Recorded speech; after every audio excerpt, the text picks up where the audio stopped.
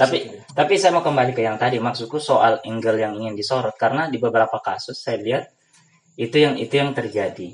Di kasus yang lain umpamanya, bagi pembaca Doni Dirgahantoro 5 cm, sebenarnya angle di novel itu yang ingin diperlihatkan bagaimana sisa-sisa bara dari aktivis 98. Tapi di film itu tidak ditampilkan. Bahkan kayaknya tidak ada scene yang memperlihatkan itu. Gitu. Maksudku di kasus-kasus lain itu terjadi. Sama kemarin, kok pernah nonton di? Atau pernah lihat snapnya orang? Nanti kita cerita tentang hari ini. Saya belum nonton situ filmnya, tapi itu kan berasal dari iklan short movie itu. Barang yang sebenarnya yang meskipun iklan, gitu, menurutku iklan-iklan di YouTube itu kayak iklan bank, kayak iklan mobil, itu menurutku kontemplatif sih short movie-nya. Tapi itu difilmkan Kak Ujan. Maksudku ada perubahan gitu, perubahan gaya ketika satu karya yang terbilang kecil tiba-tiba dibesarkan oleh satu sisi gitu. Nah kalau kasusnya yang ini kan meskipun tadi kayaknya visual analisisnya Komi menarik soal konsistensi. Kangen band kan tidak konsisten di situ soal lirik-lirik yang dalam kan. Itu yang saya tangkap poinnya. Situasi generasi sekarang ini tidak bisa dihindari karena instrumen pendukungnya lengkap sekali untuk berada di situasi itu. Aplikasi, terus trendsetter itu sangat berpengaruh untuk menggiring orang ke manapun mereka mau, gitu kan. Jadi tidak bisa dihindari. Menurut saya ini akan jadi catatan-catatan peradaban saja nantinya, bahwa di masa ini ada masa segila itu dan ada masa segila ini. Sama juga dengan di dulu ada masa yang gila-gilaan juga, logika tidak dipakai. Nah, peradaban kan nantinya, kalau yang kita lihat dari perjalanan peradaban ini kan nanti saya masih meyakini akan berbelok sendiri nantinya. Iya, kan tren berputar katanya. Akan mencari jalan sendiri. Cuma sangat disayangkan, mestinya ada di semua peradaban, mestinya ada orang-orang yang tetap mengontrol itu. Jangan semua ya, terjun ke situ. Value tidak akan menarik kalau value juga jadi mainstream. Ya. Jadi maksud saya ketika arus utama itu micin, yang kau istilahkan micin tadi itu, ya, enggak apa-apa. Setidaknya ada 1-2 orang yang menjaga value gitu, menjaga gawang. Jangan jadi micin semua, jadi tidak keren jadinya. Kalau semuanya, saya tidak bayangkan kalau saja sobat TikTok apa gitu. Maksudku harus ada lah yang menjaga ritme itu, menyeimbangi itulah. Tidak bisa tidak bisa dilawan juga.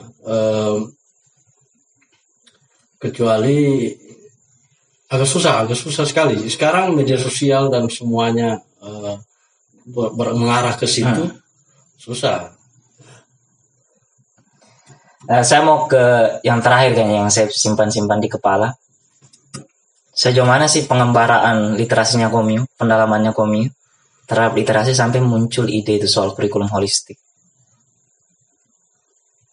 Di mana itu tiba-tiba kurikulum holistik itu yang siuman dari akademus? Ya kan? Oh, bukan, maksudnya pingsan gitu, tidur, hibernasi kan istilahnya.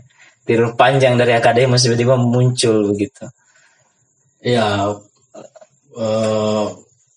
ya kalau kita runut panjang kan. Nah, hasil itu kan yang hasil diskusinya saya, Fadli, beberapa teman-teman juga berdiskusi yang sangat panjang ini. Sama yakini orang kalau sudah literasinya sudah memasuki banyak lorong begitu kan, menyusuri banyak lorong literasi, akan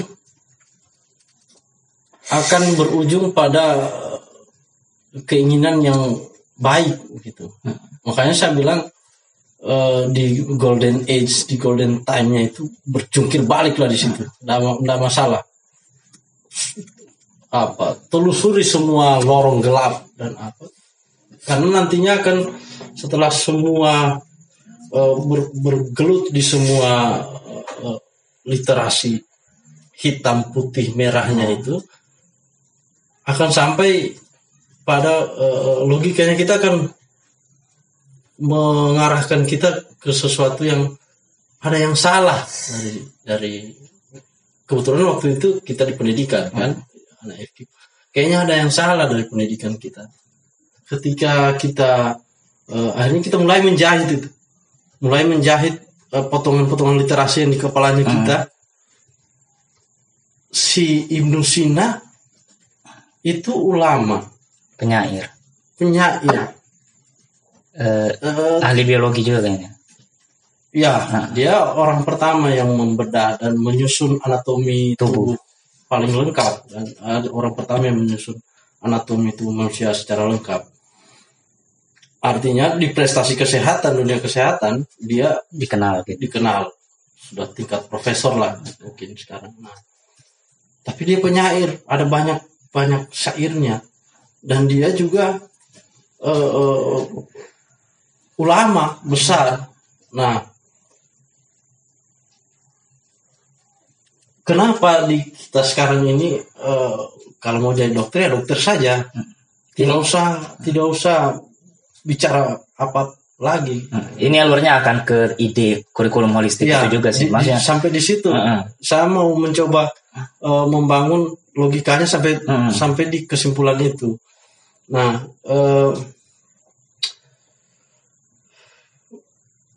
begitu juga banyak sekali di zaman-zaman abad pertengahan itu kan ada banyak ilmuwan yang muncul, tapi bukan cuma satu ranah mereka pelajari.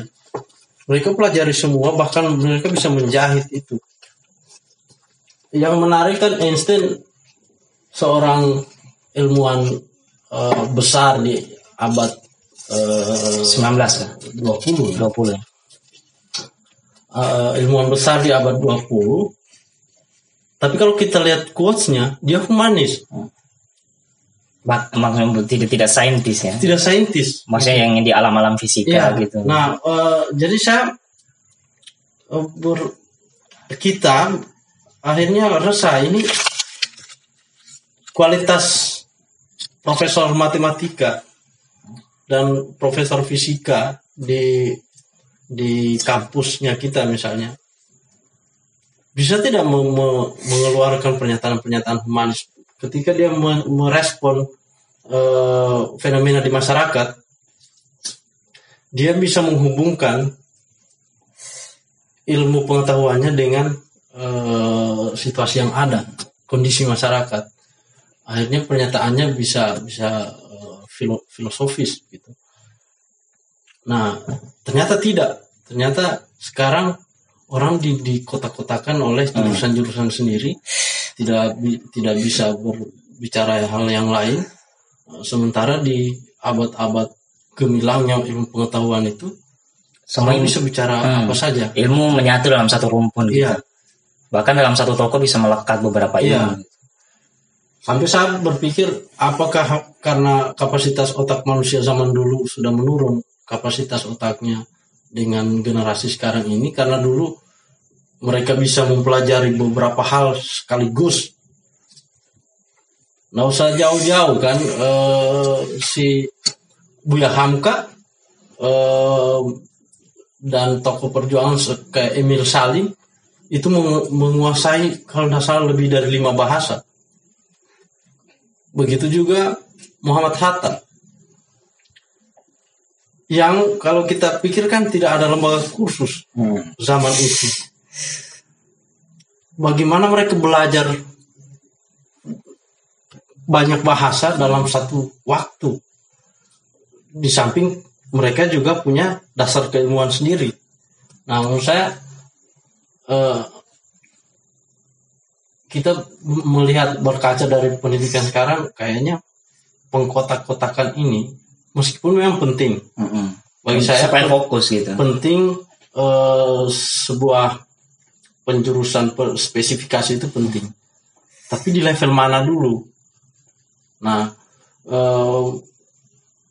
akhirnya kita berpikir dibebaskan saja, yang mau kembali lagi ke curiosity tadi itu ya. Kalau kita pikirkan kurikulum holistik itu kan kurikulum yang membebaskan orang untuk belajar apa saja. Bahan bakarnya curiosity-nya, rasa ingin tahu. Bahan bakarnya di situ. Dia yang request mata pelajaran, bukan guru yang memberikan mata pelajaran. Dia yang request, saya mau belajar sastra abad kesekian. Nanti sastra yang memantik dia untuk terhubung dengan ilmu yang lain gitu. Nah, pembelajarannya bisa satu paket.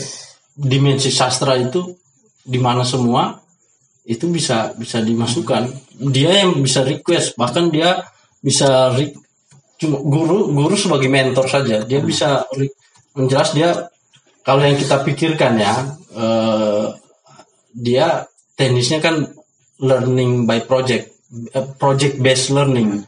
Dikasih project, mereka kerja projectnya sesuai keinginannya mereka, dan mereka akan merequest, saya mau di sains misalnya, Pak Guru saya mau tahu lebih dalam tentang Pitagoras. A kuadrat plus B kuadrat sama dengan C kuadrat. Saya mau cari tahu itu bagaimana itu, siapa yang bisa saya hubungi. Mungkin gurunya bilang, saya masih di luar kota, coba ke dosen matematika di UIAIN. Menurut saya itu keren sekali itu. Dia merequest, polanya kan seperti kita kemarin Rumi, kita cari tahu Rumi.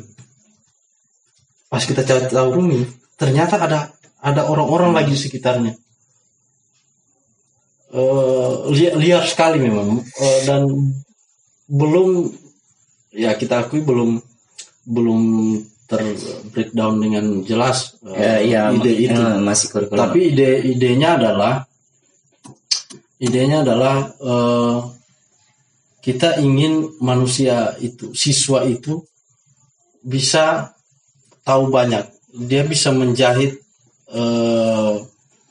pengetahuan itu secara utuh di kepalanya, dari apa yang dia pernah baca, apa yang dia pernah dengar,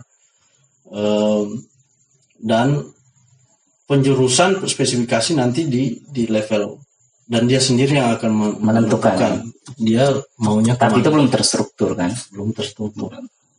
Nah, di kasus yang paling kecil kan mungkin Kak Wajan pernah juga dengar bahwa bagaimana karena mungkin pengkotak-kotakan ilmu ini bisa menjadi kayak faktor yang primer gitu. Sampai di sekolah itu matematika jadi momok. Ya, gitu. Matematika jadi momok. Pokoknya yang bersifat eksakta jadi momok gitu. Ya kan, bahasa Indonesia bahkan ada yang dipandang enteng. Justru saya pribadi mengalami itu juga. Gitu. Yang saya lihat begini, Tapi begini Kak Wajan, saya mau sambung.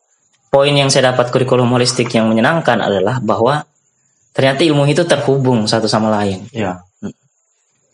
Iya. Kenapa matematika dan beberapa pelajaran tidak menarik? Menurut saya karena cara guru mengajar itu kering. Ya, kering. Kering sekali, tidak memancing khayalan, tidak memancing imajinasi. Matematika imajinasi juga kan menurut saya. Ya iyalah. Misalnya di situasi psikologi apa sih Pitagoras sampai menemukan rumus itu? Gitu kan? Justru ya anehnya saya baru tahu Pitagoras itu orang nanti di kuliah. Nah itu mestinya di awal pengenalan Pitagoras, dalam pendapat saya, guru tidak anak-anak kita hari ini belajar Pitagoras. Pitagoras itu adalah rumus tentang ini yang dia A kuadrat plus B kuadrat. Bahkan anak-anak tidak tahu apa itu Pitagoras, siapa itu. Ternyata dia orang yang saat itu dia menemukan rumus itu dalam situasi psikologis seperti ini. Dia mengembara dari Samos ke Mesir. Ya, itu lebih itu yang saya maksud, tidak kering. Ilmu itu tidak kering. Bahkan dalam matematika pun pernah tidak guru berpikir menjelaskan si Pitagoras ini, dia bentangkan peta. Pitagoras itu hidupnya dari sini ke sini. Dia dinamika hidupnya begini. Kita sampai tadi soal di seperti apa sih kapasitas guru gitu dalam ide kurikulum holistik itu. Yang kayaknya yang menariknya di kurikulum holistik kan soal ilmu ini tidak terkotak-kotakan dia, atau memancing minat siswa untuk belajar lebih dalam lagi. Maksudnya sebagai refleksi literasi itu menarik sih Kak. Waktu pertama kali saya dengar kan, selain baru juga. Di itu soal sejauh mana sih peran kapasitas guru terhadap ide itu. Kurikulum holistik itu sesuatu yang satu liar sekali memang, karena sekolahnya tidak seperti sekolah biasa. Beda sekali.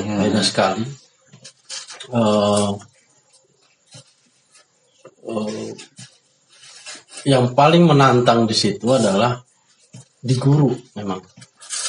Dan saya pikir semua kurikulum tantangan paling utamanya adalah guru.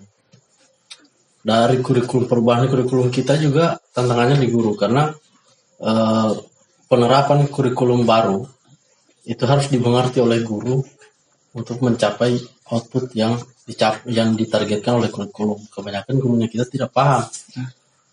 Kurikulum berganti tapi caranya juga masih sama.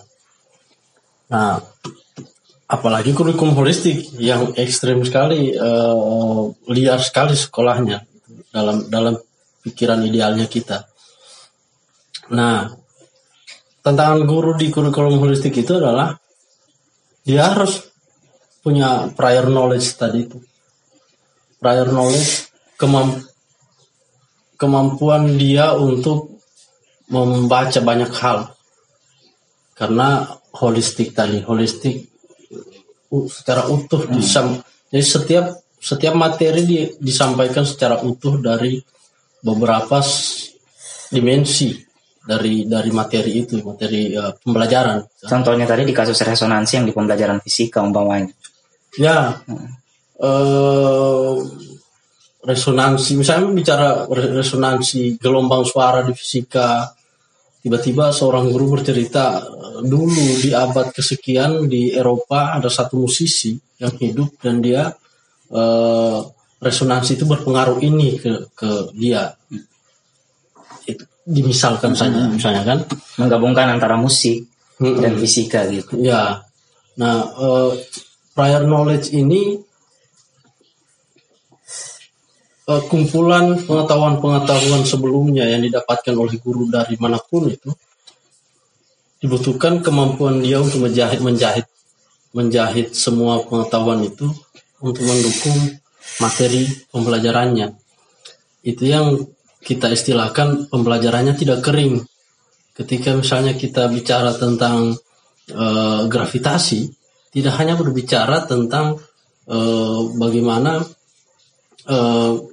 benda itu ditarik, setiap benda bermateri, setiap materi yang punya massa itu dipengaruhi oleh gravitasi. Tidak hanya sebatas itu, tapi lebih rohnya lebih dapat. Anak-anak siswa itu lebih terpancing curiosity-nya. Kalau siswa itu disentuh curiosity-nya, rasa ingin tahunya itu, apalagi imajinasinya disentuh, dia yang kejar kita. Kemudian kita mau menyentuh perempuan di psikologinya seperti itu. Nah, misalnya itu tadi gravitasi. anak-anak tahu tidak, bahkan gurunya tahu tidak si Newton ini anaknya tukang kayu. Dia suka sekali, si Newton kecil ini suka sekali membuat barang-barang dari bengkel kayunya papanya, dan dia menggunakan barang-barang itu untuk membantu teman-temannya di SD. Dia juga adalah penggembala yang gagal. Cukup bandel juga waktu ya. Penggembala yang gagal karena dia gagal menjaga ternaknya karena dia lebih sibuk membaca buku di bawah pohon. Jadi ternaknya itu makan tumbuhan tetangga, jadinya kebun-kebun tetangga.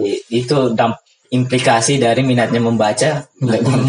Nah, tidak fokus gitu. Iya, jadi mestinya menurut saya di pengenalan awal setiap materi disampaikan seperti itu supaya anak-anak ini terpancing, tidak kering ketika bicarakan masa jenis. Pernah tidak diceritakan bahwa kata Eureka itu si Archimedes ini sampai lari telanjang gitu, meskipun itu ada sensor-sensornya juga kalau kita bicara dengan siswa kan, lantaran senangnya dia menemukan memahami logika masa jenis sampai dia lari berteriak Eureka, Eureka. Nah itu tidak tersampaikan. Bahkan seperti yang kau bilang tadi, saya baru tahu Pitagoras itu manusia nanti SMA. Itu kan miris menurut saya. Meskipun saya tidak belajar matematika yang dalam, tapi matematika tidak jadi momok lagi bagi saya. Setidaknya untuk itu. Maksudnya seolah-olah ada imajinasi bermain ketika melihat angka-angka, apalagi direpetisi oleh pendapat Sujiwo Tejo kan. Ketika dia bilang matematika itu bukan soal hitungan, tapi bagaimana dia melihat pola. Bahkan dalam puisi pun itu erat ada matematika di situ. Maksudnya kalau matematika ini kan sebenarnya pelajaran logika dan pola tadi itu. Bagaimana menemukan pola, dan enaknya di ilmu eksakta itu logikanya tidak akan lari kemana-mana, logikanya jelas. Jadi bagaimana angka menyusun itu, bahkan dalam beberapa misalnya di kuantum ada interaksi subatom ini susah dijelaskan secara verbal, agak susah karena fenomena di dunia kuantum itu memang aneh, rumit. Tapi ketika dilogikakan secara matematika dapat.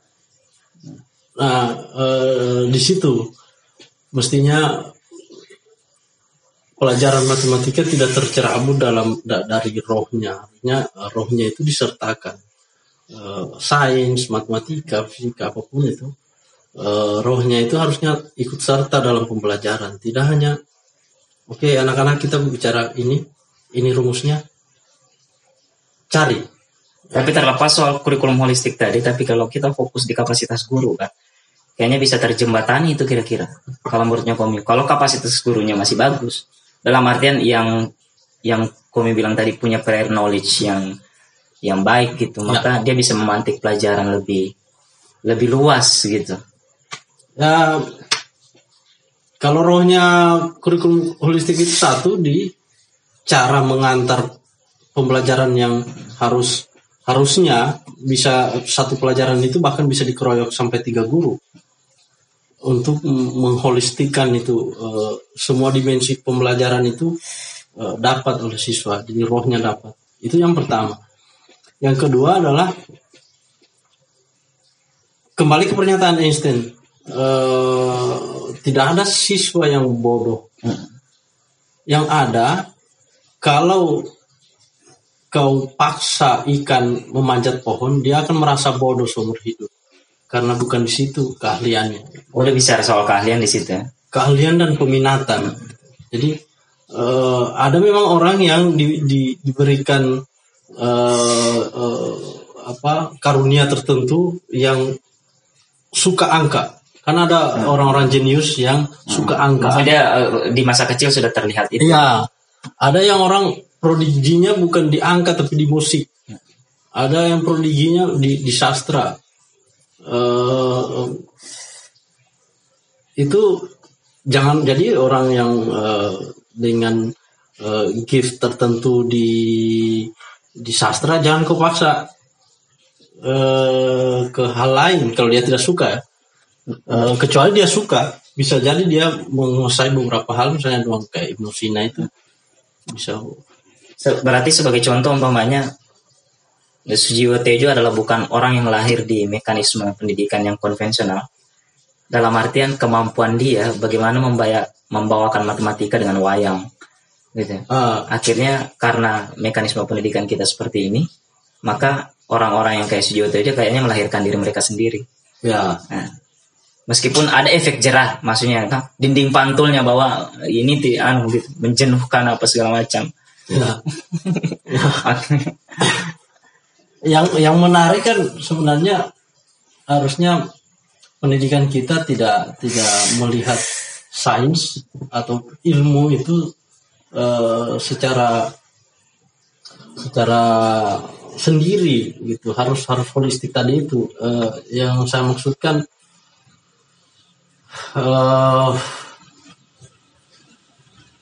hilang saya. Ada yang saya pikirkan tadi. Blank saya. itu bahasa satu judul. Itu ada sumber blank. Ada satu yang mengganggu pikiranku tadi. Maksudnya saya supaya orang tidak jadi robot saja. Apa bahasa kasarnya? Saya tahu itu jokes bahasa kasarnya itu robot. Selain robot apa? Sapi perah. Saya lebih ke robot. Robot ya. Dia kayak scan. Scan itu jangan kau tandingi scan. Scan itu dia ahli meng-scan. Bahkan meskipun kau ahli menggambar, lebih jago scan. Tapi dia hanya bisa men-scan, tidak bisa melakukan apa selain scan. Dia tidak punya imajinasi sendiri gitu. Nah di imajinasi tadi itu sebenarnya saya bilang dari yang hilang. Imajinasi itu yang kurang dari pendidikan kita yang saya lihat ya. Maksudnya kita ini kan cuma pengamat serampangan. Iya, jadi Bapak kan saya sudah kan subjektivitasnya kita. Einstein itu bilang begini, imajinasi lebih penting dari ilmu pengetahuan. Kayaknya butuh dijelaskan gitu, supaya kita tidak salah kaprah gitu. Jangan orang kalau misalnya punya keahlian, pengetahuan hatam di satu bidang, tidak punya imajinasi, dia akan jadi scan, dia jadi komputer, dia akan jadi HP, dia akan jadi alat, gitu kan, robot saja. Tanpa imajinasi tidak akan. Dulu orang banyak sekali pintar matematika, pintar sains lah, tapi imajinasinya orang yang berpikir harusnya kita bisa terbang seperti burung. Dan mungkin semua saintis waktu itu bilang itu bodoh, itu gila gitu. Bagaimana kau mau melawan hukum alam, mau terbang? Dari ide gilanya seseorang itu dipaksalah saintis yang tidak punya imajinasi ini, hanya alat saja. Saya punya imajinasi akan seperti ini ke depannya. Saya butuh alat-alat. Akhirnya saintis ini jadi alat. Kau carikan cara, bagaimana caranya. Akhirnya jadi pesawat dari sebuah imajinasi gila gitu. Terus berkembang lagi. Saya ingin bicara dengan orang Jakarta tanpa tatap muka. Telepon, gitu kan? Akhirnya muncul telepon. Muncul telepon, bisa bicara secara jarak jauh. Kalau dulu mungkin masih telepati, yang mungkin orang akan ketawakan juga di masa itu. Bagaimana penciptaan kotak yang ada gambarnya ternyata itu televisi. Nah, itu yang menurut saya maksud Einstein itu di situ. Ketika peran imajinasi ya. Imajinasi itu yang mengembangkan. Saya ingin tidak ada lagi touch, tapi tinggal itu imajinasi liar itu. Itu imajinasi liar. Bagaimana mungkin telepon tidak ada touch-nya, cuma tindis-tindis begini. Itu imajinasi liar yang ternyata ya, bisa dilakukan. Yang sayangnya, yang sedihnya, banyak pendidikan kita mencetak orang yang mahir, tapi takut berimajinasi. Bukan tidak bisa, tapi takut. Jadi memang sudah dipola untuk takut berimajinasi. Takut diketawakan. Imajinasi bodoh apa. Kayak jadi ada lingkungan yang membuat kita takut. Ketika kau keluar dari pakem. Itu. Takut berimajinasi. Saya tertarik melihat di barat itu orang bisa melakukan apa saja dan tidak tertawakan. Bahkan ide-ide gila bisa dilakukan. Tingkat apresiasi mereka tinggi juga sih. Ya, sesuatu. Karena memang kesadaran tadi itu, kesadaran bahwa saya sudah mahir sekali untuk membongkar ini, merakit HP. Tapi tanpa imajinasi, ya saya cuma mahirnya di situ. Saya mau ke poin terakhir nih, kawan. Kita tadi mulai bahas soal latar belakang perkembangan literasinya Komio, yang mungkin sebagian orang juga mengalami sebenarnya. Terus kita pindah ke bagaimana tingkat membacanya Komio di waktu kuliah, kemudian pindah di soal micin, kemudian akhirnya di ujung salah satu hal yang mengkristal barangkali dari segala bentuk perenungan literasinya Komio lalu adalah kurikulum holistik. Di kesimpulan terakhir, kira-kira orang kadang-kadang selain sebagai hobi, begitu, selain sebagai hobi, apa manfaat literasi gitu dalam kehidupan kekinian? Literasi yang bisa kita katakan penuh value tadi, penuh nilai tadi, dan sebenarnya apa yang bisa membuat kayak katakanlah semacam arus balik gitu dari katakanlah literasinya kita sekarang lemah gitu, kemudian nanti dia menjadi kuat gitu.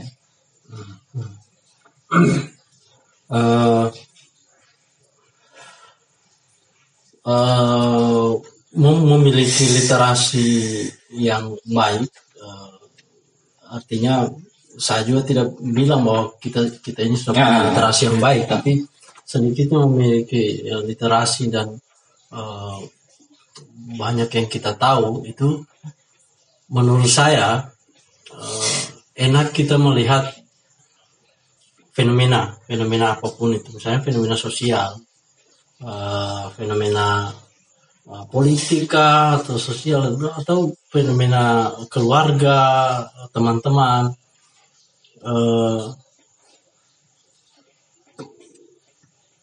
Kita tidak asal bicara jadinya, maksudnya lebih hati-hati karena kita tidak tahu kekonyolan kita nantinya gitu.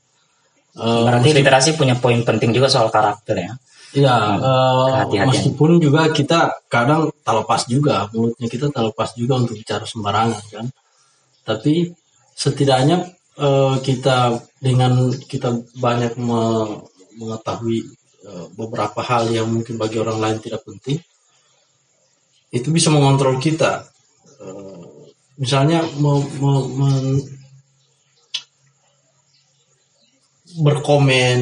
berkomentar di medsos atau diskusi dengan teman, kita tidak cepat ambil kesimpulan konyol gitu. Saya harapannya begitu kan, orang semakin tahu batas-batas bertindak dan bagaimana bertindak dengan baik gitu. Terlalu jauh kalau kita mau bilang ke Socrates bilang semakin dia tahu banyak hal, semakin dia tidak tahu. Iya. Ya terlalu jauh kita untuk ke situ. Tapi Tidak dekat dengan padi berunduk kayak itu. Peribahasa yang tapi semakin saya meyakini itu bukan dibuat, tapi memang akhirnya kita berpikir banyak. Satu hal yang saya misalnya lihat dari Quraisy Shihab misalnya, saat mengomentari sesuatu itu dia hati-hati sekali. Meskipun beberapa kasus dia diserang dalam pernyataannya, tapi dia bisa bertanggung jawabkan pernyataannya. Nah, dia punya sikap gitu karena dia punya fondasi yang kuat. iya, dia punya landasan kuat untuk itu. Biasanya kalau saya ambil contoh ke dia, kan biasanya dia akan bilang menurut si ini seperti ini. Di kelompok lain juga melihat seperti ini. Jadi tidak bisa langsung kita menjudge atau mengunci ini di sini gitu kan. Memutlakkan sesuatu karena ada banyak hal, ada banyak dimensi untuk sesuatu itu, tidak bisa dilihat begitu saja. Yang poin satunya lagi Kak, sebagai bahan yang terakhir, saya tidak mau bilang arus balik ini adalah hukum alam gitu. Iya, maksudku itu kayak mungkin katakanlah itu absolut gitu. Tapi maksudnya sebagai contoh bahwa katakanlah di zona kita lalu gitu, literasi itu kuat, kemudian sekarang melemah. Nah, membuat itu menjadi kembali begitu. Itu maksudnya saya tidak mau bilang juga kiat kayak apa ya, kayak ahli atau apa, tapi maksudnya bagaimana membuat itu kembali gitu. Karena trendsetter harus ada penjaga gawang, penjaga kios gitu. Menurut saya itu kuncinya di situ. Jadi, bahkan kita berkumpul pun kadang-kadang kan terjebak di zona yang lain gitu. Ya. Seharusnya rekreasinya lebih ke, saya ingat awal-awal soal flat earth apa segala macam. Ya. Itu kan sampai di tapi sekarang kita kadang-kadang ya kumpul juga tapi ya. Ya, artinya secara global ya, maksudnya secara luas, titik balik yang kau maksud ini kan sekarang asumsinya kita di titik rendah. Iya. Asumsinya kita di titik rendah ini, literasinya orang, akhirnya orang secara secara lebih sempit kita gitu. Ya. Penurunan minat baca dan sebagainya. Akhirnya kita melakukan hal-hal bodoh misalnya kan Tidak usah dicontohkan hal bodohnya. Ya, artinya banyak hal lah sekarang, fenomena di dunia sekarang banyak hal konyol yang muncul yang membuktikan ada sesuatu yang salah di sini. Nah, titik balik yang kau bilang sampai bisa melek orang akan tertarik dengan literasi lagi. Menurut saya harus ada orang yang memainkan itu. 1/1 dari mungkin 1 juta orang yang harus memainkan ke arah mengontrol itu. Makanya saya bilang tadi jangan konyol semua, harus ada tersisa 1 atau 2 orang yang normal untuk mengontrol itu. Misalnya yang saya salut kemarin, saya sempat nonton Dian Sastro bicara tentang perfilman. Dia bilang dia sempat down di film, dia sempat hilang semangat untuk film. Saya lupa topik itu, saya mau bahas ulang kali tadi itu. Nah, dia sempat down di film, tapi melihat perkembangan dia berangkat dari kegelisahannya juga.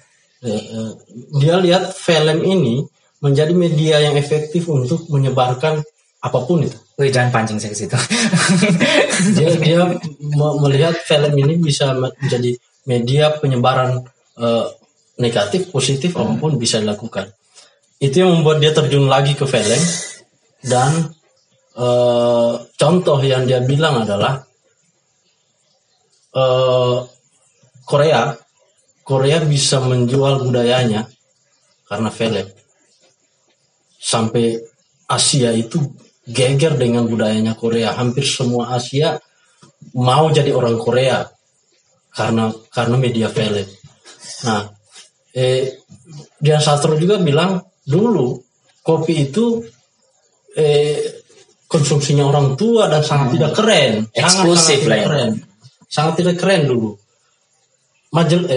Filosofi kopi lah, film filosofi kopi lah yang membuat kopi itu ternyata keren.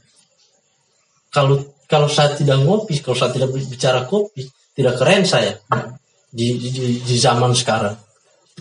Makanya saya harus belajar kopi apa semua di kopi supaya saya terdengar keren. Nah itu bisa dilakukan oleh film. Begitu dahsyatnya film membentuk persepsi masyarakat. Dan juga dari buku itu. Ya, persepsi buku terbatas, segmen pembacanya terbatas. Maksudku anunya apa? Ya, plotnya, filosofi kopinya kan. Nah, media film ini yang itu salah satunya jadinya. Contohnya, maksudnya saya tadi itu kans untuk membalikkan, kans untuk titik balik generasinya kita, misalnya kita semua ini untuk bisa tertarik lagi untuk literasi adalah memainkan media dan ada tokoh-tokoh memang yang jaga gawang tadi itu, yang mempertahankan kewarasan lah gitu, untuk bersuara dengan itu. Saat tertarik misalnya Riri Reza sekarang tidak lagi menurut saya, yang saya lihat tidak terlalu tertarik lagi untuk membuat film-film yang komersial. Ya, komersial ya. Tapi dia lebih film-film yang lebih mengangkat value. Nah, mesti ada memang orang-orang yang begitu. Saya meyakini orang-orang itulah nantinya akan menjadi lokomotif, membawa perubahan nantinya. Meskipun ini tidak bisa ditolak, kegilaan peradaban ini memang akan terjadi dan kita sementara gila sekarang kan. Oke, tapi saya mau tutup begini, Kak Jan. Tapi saya tidak bertanya, saya mau tutup lagi. Jadi ini pernyataan yang Komi iyo kan juga waktu di LK3. Tapi masih bisa dia 2 menit. Oke. Di LK3 itu waktu itu kan ada fenomena, tapi tidak semua, bahwa orang memistifikasi budaya baca. Dalam artian, membaca itu keren apa segala macam. Ya kan? Sementara saya tidak bisa membaca. Tapi di tingkatan keresahan juga pembaca yang saya suka adalah kita kadang-kadang banyak menjustifikasi pemikiran orang, tapi kita belum membaca karya sesungguhnya. Atau yang pernah kita bahas di LK3-nya Himabers waktu itu. Soal, katakanlah kita bicara soal Nietzsche, tapi kita belum pernah membaca karya yang sesungguhnya gitu. Maksudnya itu refleksi yang masih saya rekam dalam dunia literasi.